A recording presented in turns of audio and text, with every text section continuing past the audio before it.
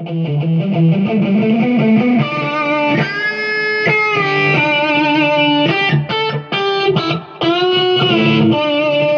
you'd like to follow the process of turning a block of wood like this into a guitar like this, then you've come to the right place. And if you would like to see me give this guitar away, click subscribe, hit the bell.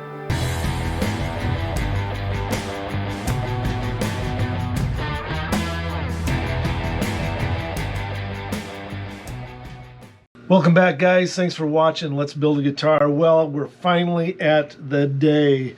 It's time for me to actually put this Telecaster style guitar that I've been working on for months to actually get it put together. This one always kind of ends up on the back burner because I'm working on other people's guitars. In fact, in the last couple of videos, if you've been kind of paying attention, maybe you've caught glimpses of the gold ones back there. They are in process. We're working on them. But right now, we're going to finish this Tele. Hopefully, my plan is by the end of this video, we're going to hear how it sounds. See if that whammy bar is working all right. Got that Floyd Rose going in there. Let's do this.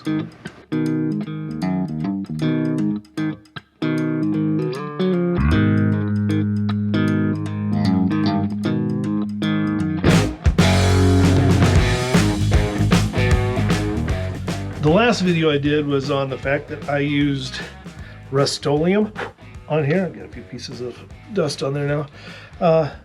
I used Rust-Oleum for the paint on this, and it's a changing color one. And these lights, again, they don't do it justice because you kind of need a spotlight up for it to transition the different colors. But you know what? I am actually pretty impressed with the result that I got from this paint, and that I was also using Rust-Oleum lacquer. So the front here, this is Rust-Oleum lacquer on the front. I'm pretty impressed with the way that it has turned out.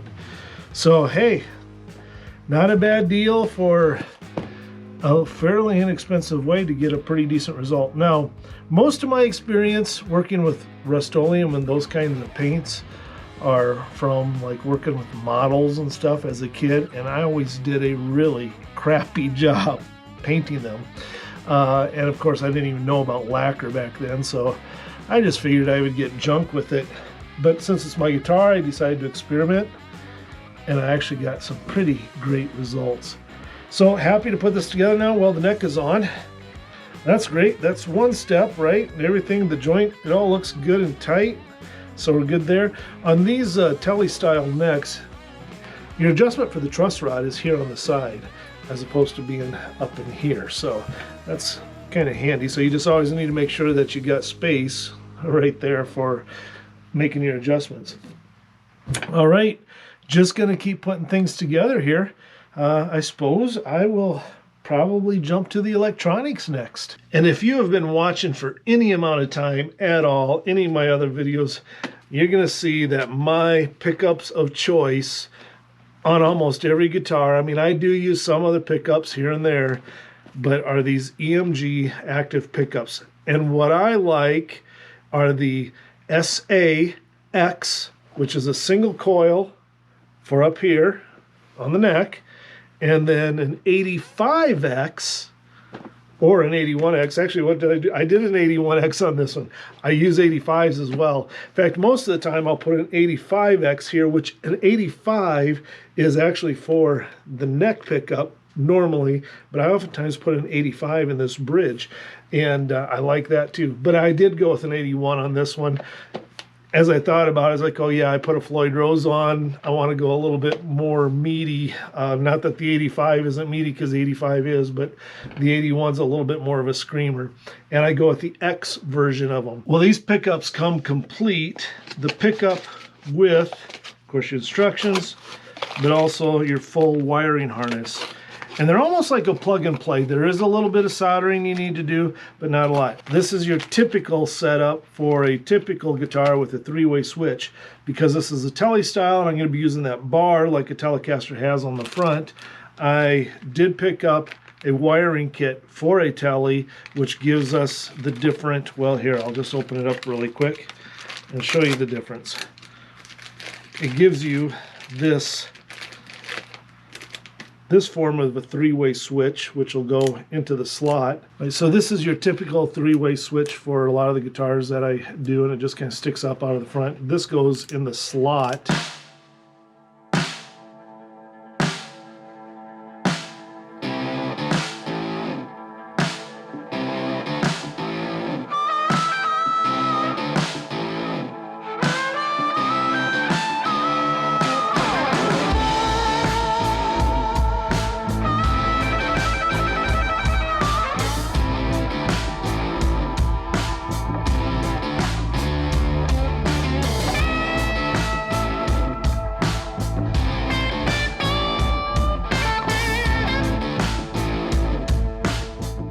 Okay, wife just put some laundry in, so it's maybe a little noisier over there, but got the electronics in. Gonna put the battery in, and we'll give it a check to just see that the electronics are working. I got it wired in, but I don't have it screwed in there yet, I guess. So I just want to make sure that it's working. So we're gonna turn this three-way switch. May have to be turned around in here, because typically this whole electronics compartment is flipped around this way so that the switch is over here, and then you get volume and tone. I don't like my switch being here. I like to be able to control my volume with a quick easy right there by this pickup, as I'm, you know, I can just kind of roll my finger on it to turn it up or down. So I like that there. So I always move the switch on the tellies to the other side. So this might be backwards. Let's see, volume up. Nothing. Got volume up here. Well, there we go. Nothing yet. I'm gonna have to take it apart and see what I did wrong. I'll let you know in a moment. Well, guys, this is just bizarre. I mean, I have gone over and over. Right there. There's the diagram. And I've got everything hooked up the way it's supposed to be. Now, I say that, but obviously something is not working. I've never had one of these EMGs not work. Every other setup that I've ever done has worked just fine. So something is apparently not making connection the way it's supposed to. And there's power there. You hear it come from the amp. When I figure it out, I'll let you know. I may have just figured it out. Even though it's an active set, what it is showing on this diagram is a master tone which only has 4 contact points. This one has 5, which makes this one an active, and this one is passive. So let's see what happens if we do this. Luckily, I had these extra ones on hand. I just happen to have a whole bunch of different ones, but I've only got one that's a passive. Let's see what happens here now. I've got sound. We've got electronics. Woo! Ah, man, I thought I looked at everything, but yep, it needed a passive tone pot. Crazy. Huh, all my active sets always have an active tone pot, but in this configuration, it needs to be a passive tone pot. Woo, we got her. Yes. All right, now for the rest of the assembly.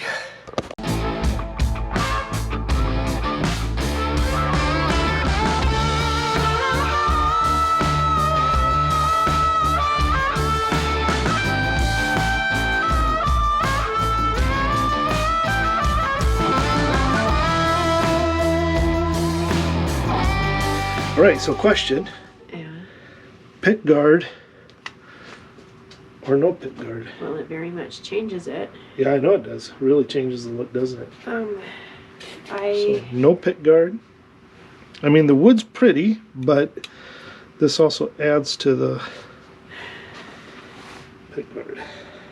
It's tricky because I feel like there's a lot going on in sure the side back color, the neck color, the everything, and this design of the scroll work. Yeah, there's more to this than I really thought there would be. That stands out. So there's a lot going on overall. What yep. I like the pickguard with the plate a lot. I think that plays against each other really nicely. Okay. But I feel like there's also a lot going on a lot of fronts. So then maybe to me that the plate seems like... This plate needs to be changed. Perhaps. I just feel like there's a lot going on because you got the... It's too busy. You got the, the natural beauty of the design of the wood and the color and the striping and the very changeable colors on the side. Yep. And the almost yellowy tone of the wood in the center. So that's just my personal preference. Yeah, the one thing, if I change that out, that means I have to order a new one. And get... So really it's what you end up liking because it's yours. But then too, you've got the pearlized edge. I just feel like, but that's me personally. Sure.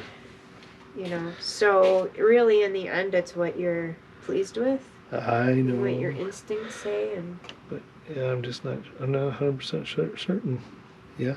Well, and we'll be adding more in here with the Floyd Rose, so there's going to be more black.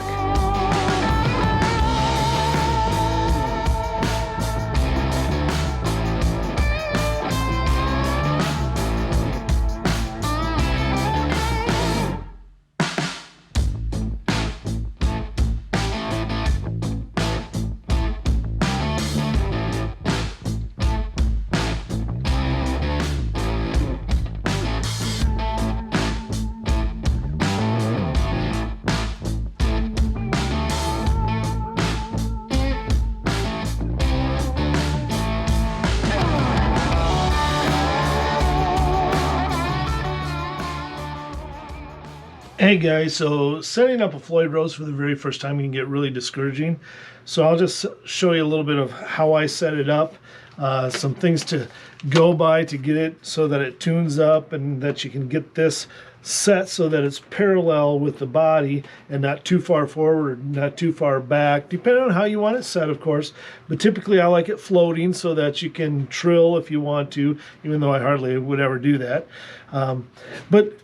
So you have to lock in the end of your string into your Floyd Rose. And so on this end over here is actually, I've got my ball end over on this side. And I'm just giving myself some string here to get it wound just a little bit.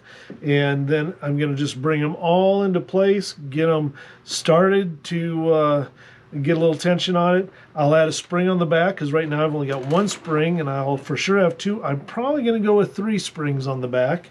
It's typically what I would have. So I'll go with 3 springs on the back, but we're just going to start to get this worked into place.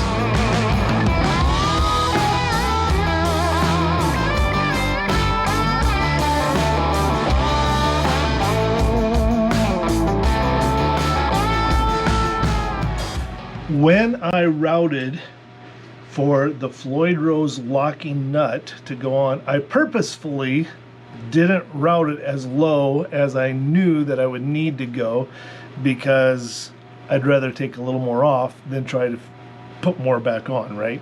So I purposely did that. I can totally see that my strings are way too high right now, which is what I expected. But to give you an example, right now, my string height at the first fret is 0.140, and I want that to be down around, well, the very lowest would be 0.025, somewhere in there.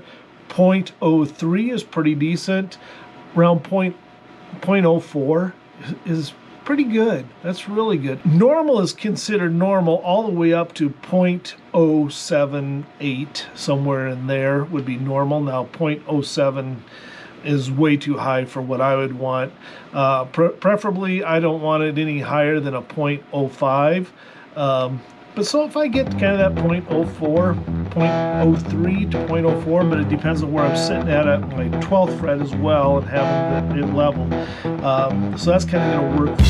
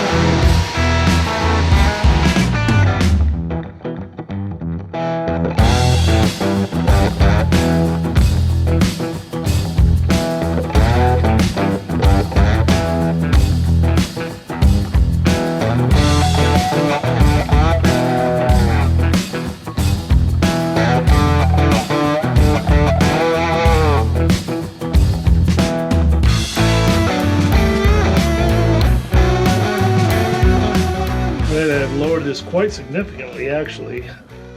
Maybe even too low, and if I need to, I'll have to raise up my nut just a little bit.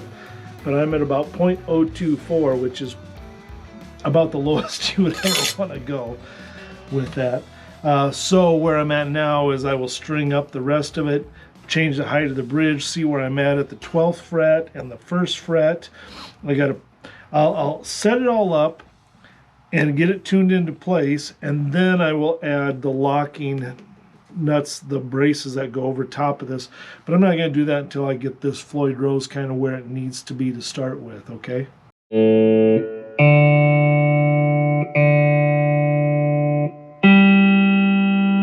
I want this to be pretty well level, and right now it is definitely not level. So I want that to basically be like this once I have it tuned up. If you can see that, I want it to be about like so. So that means right now I've got too much tension on the springs on the back. So I'll get to that in just a little bit, and I'll just loosen those up a tad. But let me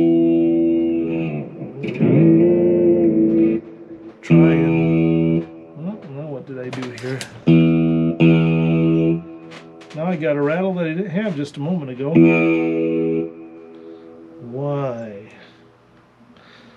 Oh, because that's, sure, it's buzzing against this right here. It's buzzing against that because it's tilted back too far. So I'm going to have to change that first thing. And then, so just to do this, all I need to do is loosen these up.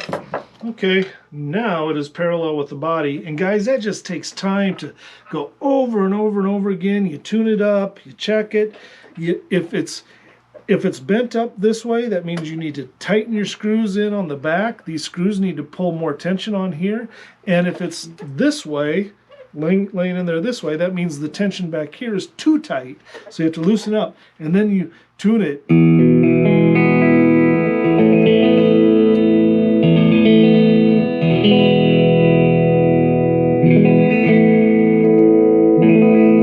I don't have these adjusted at all yet or anything. Let's see, and I can see, okay, I'm looking good down here. I need to lower my bridge here now that I got tension on it.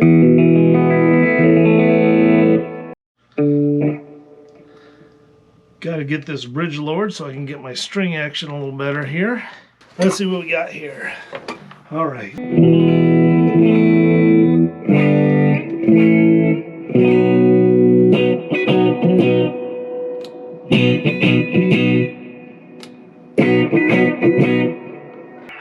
Okay, I've got string height set, bridge height set. I've got to adjust the pickups yet. I've got to intonate it yet. Here we go, just a little bit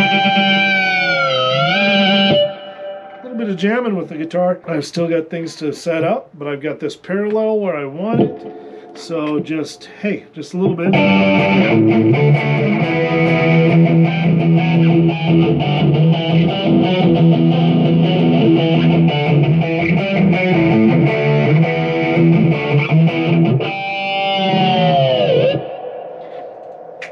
It's kind of fun to be able to do a little something.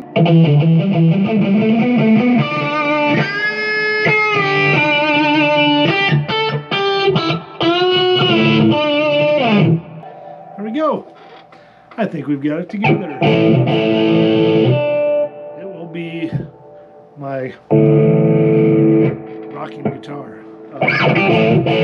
All right, guys, I think that's good enough for now. A little bit of jamming. Never pretending to be the best guitar player in the world, but I do have a little bit of fun. Keep fighting for joy. We'll see you guys next time.